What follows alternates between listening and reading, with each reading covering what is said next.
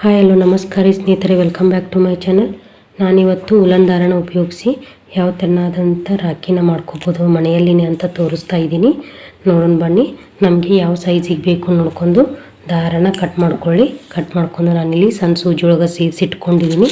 ಇದು ತುಂಬ ಸಿಂಪಲ್ ಅಂದರೆ ಸಿಂಪಲ್ ಆಗಿದೆ.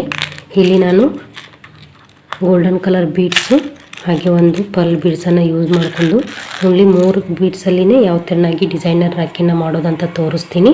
ನೋಡೋಣ ಬನ್ನಿ.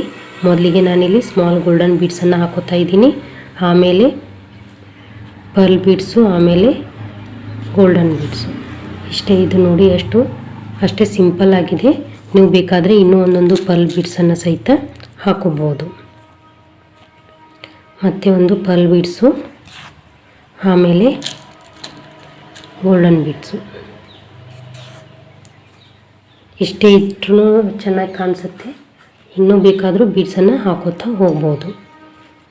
ಅದು ನಿಮಗೆ ಯಾವ ಥರ ಇಂಟ್ರೆಸ್ಟ್ ಇದೆ ಆ ಥರದ ಮೇಲೆ ಡಿಪೆಂಡ್ ಆಗಿರುತ್ತೆ.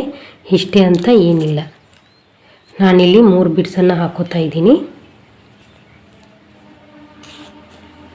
ಇವಾಗ 2 ಸೈಡು ಕರೆಕ್ಟಾಗಿ ಮಧ್ಯ ನೋಡಿಕೊಂಡು 2 ಸೈಡು ದಾರನ ಕಟ್ ಮಾಡ್ಕೊಂಡ್ಬಿಟ್ರೆ ರಾಖಿ ರೆಡಿ ಆಯಿತು.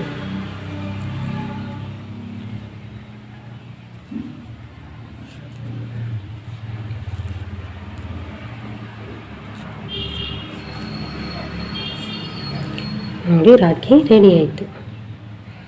ಇವಾಗ ದಾರನ ಕಟ್ ಮಾಡ್ಕೋತಾ ಇದ್ದೀನಿ. ಈ ಥರನಾಗಿ ಕಾಣಿಸುತ್ತೆ ನೋಡಿ ರಾಖಿ.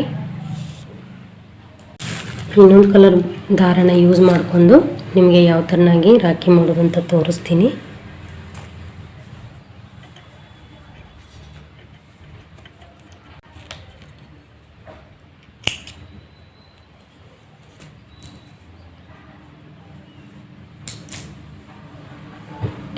ಸಣ್ಣ ಸೂಜಿ ಒಳಗೆ ಈ ಉಲನ್ ದಾರನ ಸೇರಿಸಿಟ್ಕೋಬೇಕು.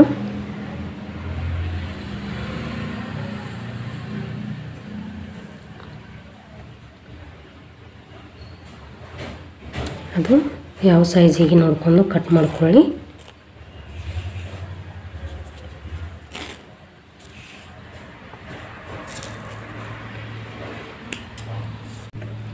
ನಾನಿಲ್ಲಿ ಈ ಥರನಾದಂಥ ಬೀಡ್ಸನ್ನು ಯೂಸ್ ಮಾಡ್ತಾ ಇದ್ದೀನಿ. ಮೊದಲಿಗೆ ಒಂದು ಬೀಡ್ಸು, ಆಮೇಲೆ ಫ್ಲವರ್ ಬೀಡ್ಸು, ಆಮೇಲೆ ಮತ್ತೆ ಈ ಥರನಾದಂಥ ಬೀಡ್ಸು, ಮತ್ತೆ ಒಂದು ಫ್ಲವರ್ ಬೀಡ್ಸು,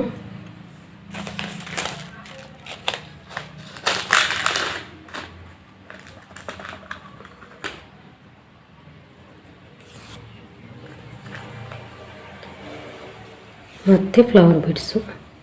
ಇದು ಡಿಫ್ರೆಂಟ್ ಟೈಪ್ ಆಗಿ ಆಯಿತು ನೋಡಿ. ಇದನ್ನು ನೋಡಿ ಯಾವ ಸೈಜಿಗೆ ಬೇಕೋ ಆ ಸೈಜಿಗೆ ಕಟ್ ಮಾಡ್ಕೊಂಡಿದ್ದೀರಾ. ಕರೆಕ್ಟಾಗಿ ಮಧ್ಯನೇ ಬೇಕು. ಮಧ್ಯ ಬರುವ ಹಾಗೆ 2 ಸೈಡು ಒಂದೊಂದು ನಾಟ್ ಹಾಕ್ಕೊಂಡ್ರೆ ರಾಖಿ ರೆಡಿ ಆಯಿತು.